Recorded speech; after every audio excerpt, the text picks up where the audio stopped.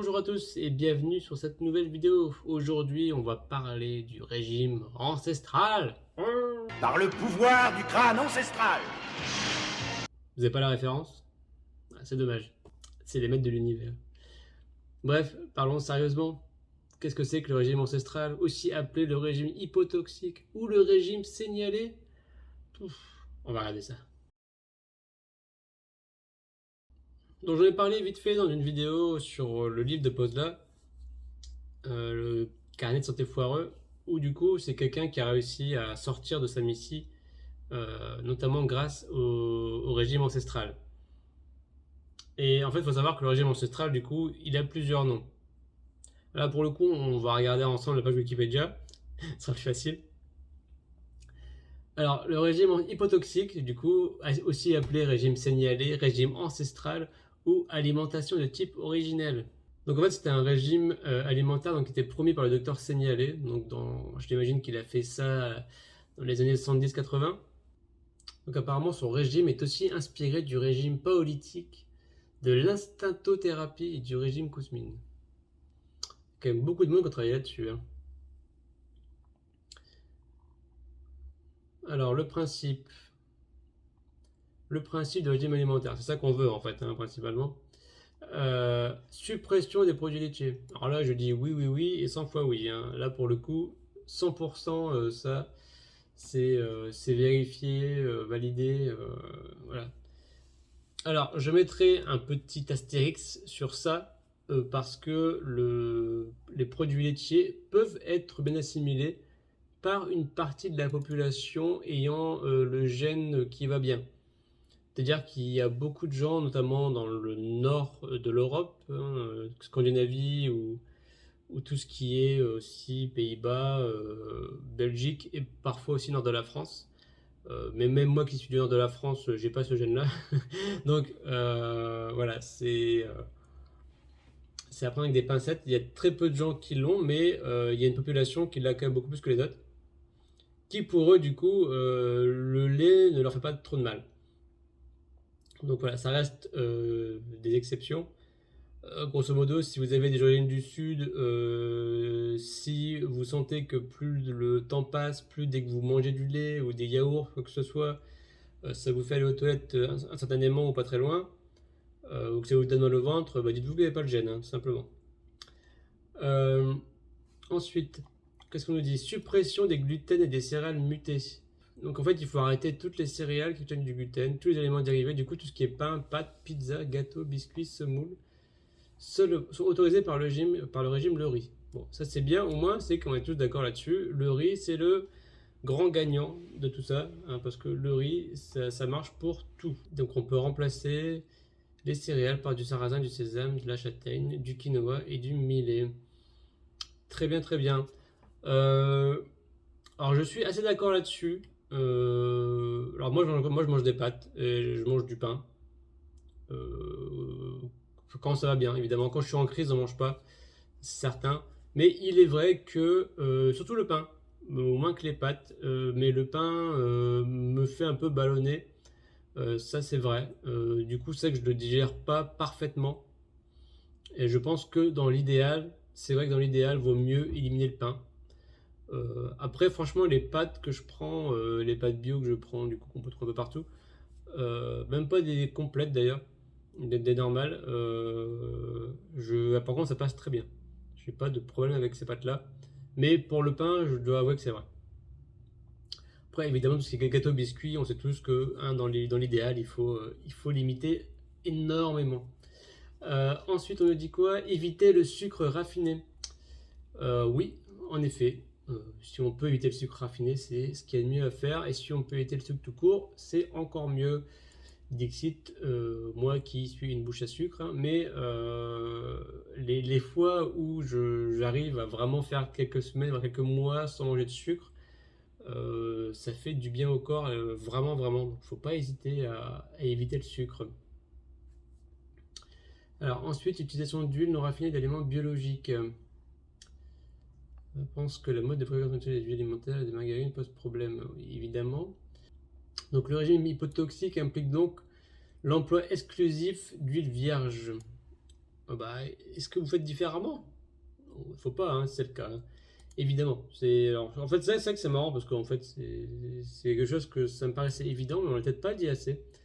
Ça, c'est encore autre chose, hein, pour le cas où vous êtes en rémission et que vous voulez juste garder un régime alimentaire bon. C'est évidemment éviter tout ce qui est huile qui ne soit pas du coup des huiles vierges qu'on peut trouver dans les magasins bio, même ou vraiment voilà, des bonnes huiles, quoi. Franchement, encore une fois, là, pour le coup, je vous conseille d'utiliser Yuka, hein, l'application qui vérifie que ce que vous mangez est bien, parce que vous achetez plutôt. Et oui, du coup, les huiles d'olive vierge, l'huile de colza, machin, bidule, tout ce qui est pression à froid, il n'y a pas de souci, allez-y, c'est très bon pour la santé. Celles-là, elles sont bonnes en tout cas. Mais ouais, tout ce qui est margarine et huile raffinée, on est tous d'accord, c'est de la merde. Faut éviter, quoi. Il faut éviter. Il conseille également la consommation régulière de poissons des mers froides. Alors moi je vous conseille des poissons des mers en général, hein. Il n'y a pas de problème. Froide ou chaude, alors froide c'est peut-être mieux, on est d'accord, hein, pourquoi pas. S'il y a plus d'acides gras oméga 3, écoutez, je vous crois sur parole. Dans tous les cas, le poisson en règle générale c'est bien mieux. Donc voilà, si vous pouvez manger du poisson qui vient d'un endroit assez propre, c'est top. Ensuite, on parle de quoi? Du mode de préparation des aliments. Il est conseillé de ne pas cuire les aliments à une température supérieure à 30 degrés. Petite température, en effet, agitation thermique, apparaît des composés chimiques, non poisons, machin. Ok. Donc lui, il aime pas trop qu'on cuise au-dessus de 110 degrés. Très bien. Faut privilégier le cru.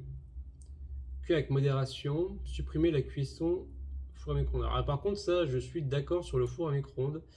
Oui, c'est vrai que c'est quelque chose à éviter le plus possible, hein. Bon, ça, on est d'accord, on est d'accord. Alors pour ce qui est du coup du cru, je suis assez mitigé sur le cru parce que moi manger des légumes crus, ça me prend très vite le bide. Ça me donne énormément de gaz, c'est dur à digérer. Je pense que le deuxième, c'est-à-dire cuire avec modération, c'est-à-dire qu'il faudrait que vos légumes soient cuits, mais qu'ils soient encore un peu durs, mais pas trop mous en fait. Voilà, il y a une sorte de juste milieu à atteindre. Et en fait, je crois que j'avais une technique une fois qui consistait du coup à faire bouillir de l'eau chaude, et vraiment du coup bouillir à 100 degrés, de mettre de mettre vos légumes dedans et en fait après de les laisser de fermer le feu et de laisser vos légumes cuire dans l'eau qui est bouillante jusqu'à un moment où en fait évidemment elle sera quasiment froide et là enfin qu'elle sera tiède, vous pourrez manger vos légumes et ils seront du coup normalement juste comme il faut. C'est censé être la meilleure cuisson pour les légumes. Et là c'est un peu ce qu'on nous dit, hein. C'est cuit avec modération, ébullition, bain-marie, marmite, machin, bon bref, c'est un peu le même principe. C'est vrai que dans l'absence de cuisson, on préserve les vitamines et les machins. C'est aussi pour ça, donc là je remets une couche, que du coup le jus de légumes c'est vachement bien. Parce que ça nous évite de manger du cru, hein, parce que le cru on a du mal à le digérer et ça irrite assez facilement pour peu que vous avez un peu d'irritation, évidemment. Et du coup, vraiment, le jus de légumes, ça permet de garder les vitamines, les oméga 3, les molécules antioxydantes, sans les problèmes de digestion. Donc, Seignelé, il a une bonne idée. C'est vrai qu'il ne le dit pas comme ça, parce que peut-être à l'époque, on ne pouvait pas faire du jus de légumes, ou du moins c'était plus compliqué. Mais maintenant, on peut le faire, et franchement, c'est vachement pratique, quoi. Bon, alors évidemment, la controverse, hein, c'est que le monde médical n'accepte pas du coup ce que ce brave monsieur a fait et qu'il n'y a aucune preuve que en fait ça fasse du mal aux gens de boire du lait, que le cru, enfin que faire cuire au micro-ondes ça rend malade, enfin bref. Voilà, comme d'habitude quoi. De toute façon, c'est tellement, en fait c'est toujours pareil, il y a des techniques tellement simples pour guérir de beaucoup de choses. Le problème c'est que ça rapporte aucune thune. Donc il n'y a aucune raison que en fait, la médecine et les lobbies pharmaceutiques vous disent que c'est une bonne idée, puisque ça ne rapporte rien. Donc évidemment, ce qui ne rapporte rien, c'est forcément mauvais. Mais c'est ce qui est généralement le meilleur. Donc voilà, alors pour résumer quand même un petit peu le régime du docteur signalé, le régime ancestral, le régime hypotoxique et tout le tout team, du coup on dégage le lait, donc ça on est tous d'accord là-dessus, pas de lait. On veut que le riz ou alors des céréales sans gluten. Je suis assez d'accord là-dessus aussi, surtout pour le pain. Le pain c'est difficile. Les pâtes, à vous de tester. Peut-être que moi je suis plus résilient aux pâtes que les autres, mais pour moi les pâtes alimentaires ça passe plutôt bien. Qu'est-ce qu'on a dit d'autre? Les légumes, ok, les légumes cuits à moitié, c'est idéal. Donc comme je vous dis, essayez de faire bouillir à 100 degrés votre eau, mettez les légumes dedans, qui sont coupés en petits morceaux si possible, hein, ce serait quand même plus facile à cuire comme ça.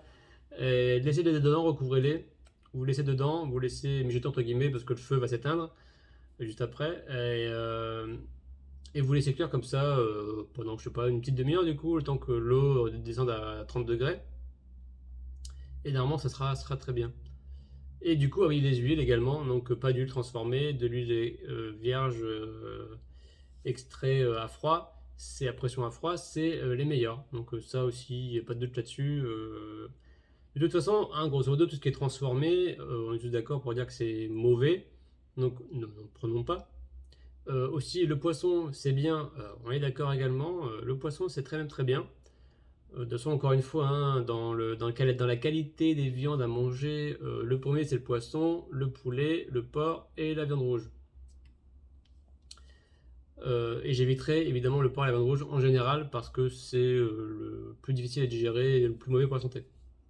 Même si parfois on peut s'autoriser quelques petits écarts, on est tous d'accord. Mais en général, privilégier à 90% le poisson et le poulet. Alors c'est quand même bien de voir ça parce que ça correspond bien au régime du docteur Pourtarlet un petit peu, qui lui est vraiment dans le riz 100%, qui est vraiment la base de tout. Et je pense que en fait tous les régimes que vous pouvez trouver ailleurs, ne cherchez pas à payer parce que j'ai vu des gens, alors ça m'a outré, je ne citerai pas de nom, mais j'ai vu des gens qui vendent leur régime magnifique pour des sommes d'argent assez extravagantes qui sont censées guérir du coup de toutes les missies qui existent. Alors surtout ne mettez pas une thune là-dedans. De toute façon, ce régime il est forcément ultra comment dire, ultra inspiré de ce régime-là. Il n'y a pas 50 régimes qui existent de toute façon en dehors de ça.